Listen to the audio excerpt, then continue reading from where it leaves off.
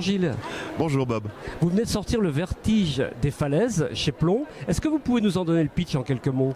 Alors en quelques mots, c'est un roman qui se passe sur une île, ceinte par les falaises. Et au-dessus d'une falaise, il y a une maison en verre et en acier dans laquelle vivent plusieurs femmes. Une grand-mère, Olivia, sa belle-fille, Rose, sa petite-fille, Marnie. Et le roman commence au milieu de l'histoire. Il va falloir repartir dans le passé pour comprendre ce qui s'est passé dans cette famille. Et Marnie étant l'adolescente et l'héroïne du roman, aller vers le futur, puisque Marnie est l'héritière de cette famille très étrange, les Mortemer.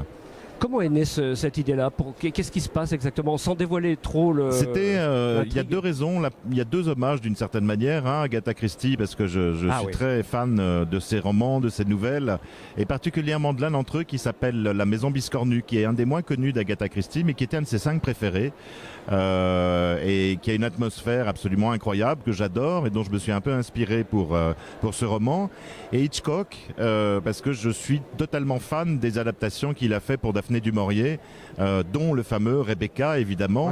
Il y a d'ailleurs dans Le Vertige des falaises une intendante qui gère la maison et qui ressemble, on peut dire, elle s'appelle Prudence, mais elle ressemble beaucoup à Mrs. Danvers, la terrible gouvernante de Rebecca. C'est déjà de bons arguments pour que ça me plaise, en tout cas. Qu'est-ce que je veux dire? C'est un roman policier, un roman d'énigme ou Alors en fait, c'est un thriller, mais pas que. C'est une saga familiale, mais pas que. C'est un roman à suspense, mais pas que.